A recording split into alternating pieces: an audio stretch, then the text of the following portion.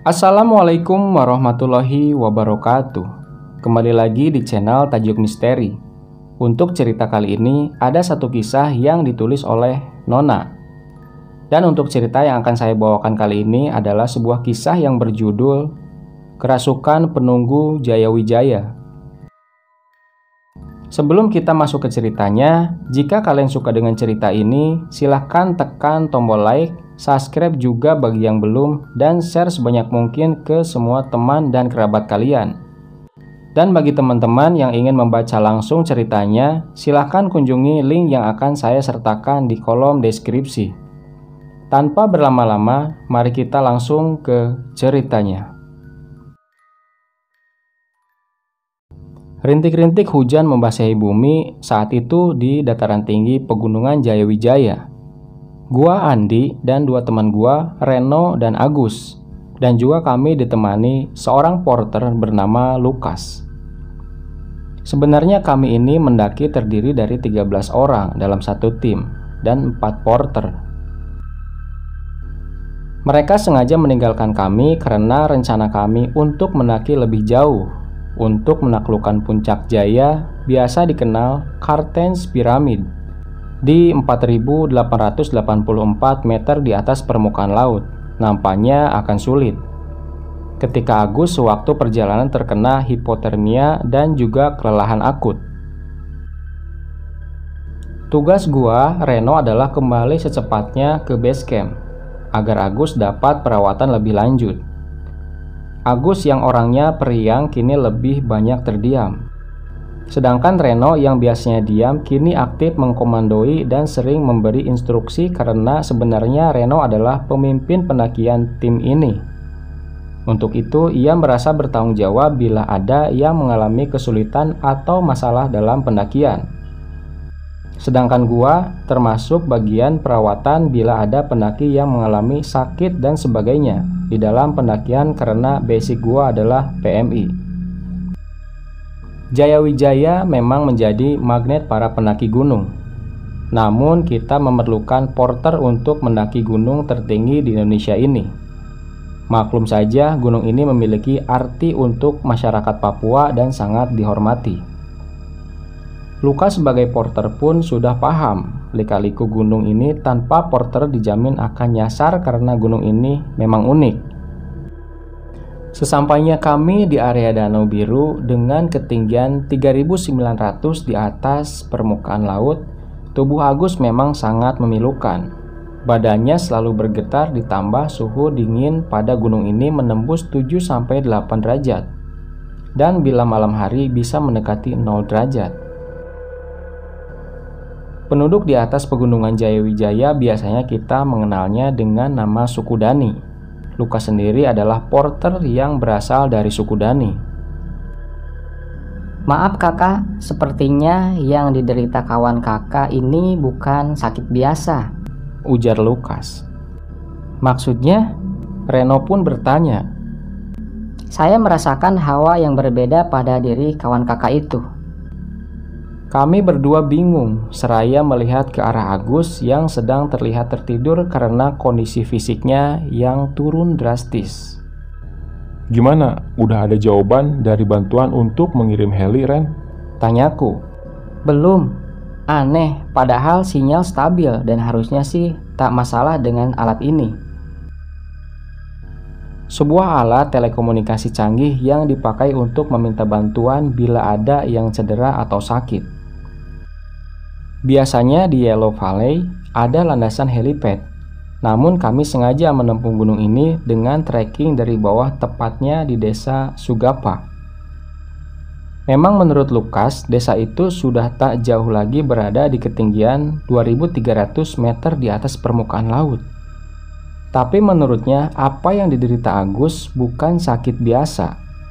Dia biasa melihat orang sakit karena suhu yang turun drastis, tapi ciri-cirinya berbeda dengan Agus. Perjalanan kami terhenti di antara hamparan savana. Fisik kami pun sudah letih, bahkan untuk mendapatkan bantuan lewat jalur udara pun tidak bisa. Entah kenapa komunikasi dengan perusahaan jasa helikopter pun terputus seperti tak ada sinyal. Lukas pun berinisiatif untuk memanggil seorang dukun dari desanya, suku Dani. Kami pun mau tak mau mengiyakan apa yang Lukas ceritakan, bahwa sakit Agus bukan sakit biasa. Jangan dekati aku. Pergi. Agus merasakan ketakutan. Kamu kenapa, Gus? Coba minum dulu. Reno memberikan sebuah botol minuman. Aku tak mau ikut kalian. Biarkan aku di sini. Nafas Agus tersenggal. Agus pun kembali pingsan. Entah sudah berapa kali kejadian itu berulang, nampaknya apa yang dikatakan Lukas itu memang benar. Lukas pun datang dengan orang pintar. Mereka menggunakan bahasa lokal yang aku tidak mengetahui artinya. Lalu ia membakar seperti aroma bunga dan menumbuk beberapa tanaman obat. Terlihat Agus yang sedang pingsan kembali terbangun seperti ada kekuatan gaib. Agus seperti meronta-ronta tidak jelas. Bahkan dia sempat menaiki sebuah pohon layaknya seekor kera, lalu kembali turun dan bergoyang di atas tanah layaknya seekor ular. Kemudian setelah selesai, orang pintar itu memecahkan mantra dan Agus kembali pingsan. Menurut Lukas, ketika bertanya dengan orang pintar itu, Agus sudah melakukan kesalahan karena berbuat hal yang membuat penunggu gunung ini marah. Tapi dia tidak memberitahu perihal apa yang membuat para penunggu gunung ini akhirnya membuat Agus dirasuki hingga akhirnya seperti orang sakit. Agus pun siuman. Ia seakan kaget dengan keberadaan kami di sana. Ia seperti linglung tak ingat apa yang terjadi. Namun ia seringkali merasakan dirinya sedang dikurung di sebuah gua oleh banyak orang yang wajahnya bukan berbentuk manusia, namun seperti hewan. Gus, sorry nih. Sebenarnya apa yang lu lakuin sampai lu kayak orang hipotermia, namun terus meronta dan berbicara aneh? Reno berkata pada Agus yang sudah mulai tersadar. Sebenarnya gua waktu itu ngambil tumbuhan sarang semut untuk obat. Sebelum mengambilnya, gua sampai membunuh beberapa hewan kecil di area pohon tempat sarang tersebut dengan cara memakai obor. Terus, ujarku.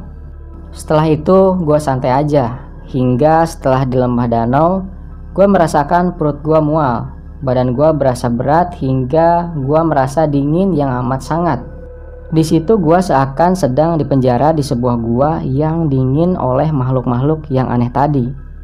Sepertinya penunggu gunung ini marah sama kakak, ucap Lukas. Lukas pun menambahkan, untung saja kakak selamat, karena banyak yang tidak selamat ketika berbuat kerusakan di wilayah keramat ini. Agus pun seperti merasa bersalah dan menyesali. Ia juga berterima kasih kepada orang pintar tersebut dan kepada Lukas. Tidak lama setelah itu, akhirnya petugas bantuan dari udara pun sampai. Setelah Agus sadar dari sakitnya dan sikapnya pun sudah kembali seperti halnya Agus yang selalu ceria. Entah kenapa sinyal pun normal kembali dengan cepat. Reno menghubungi petugas medis. Kami bertiga pun pamit kepada Lukas dan orang pintar itu. Nampak wajah Lukas yang terlihat lega ketika bisa memberikan bantuannya kepada orang yang sedang kritis. Di alam yang penuh misteri ini, memang kita harus berhati-hati dimanapun bumi dipijak, disitulah langit dijunjung. Salam damai untuk saudaraku yang berada di Papua.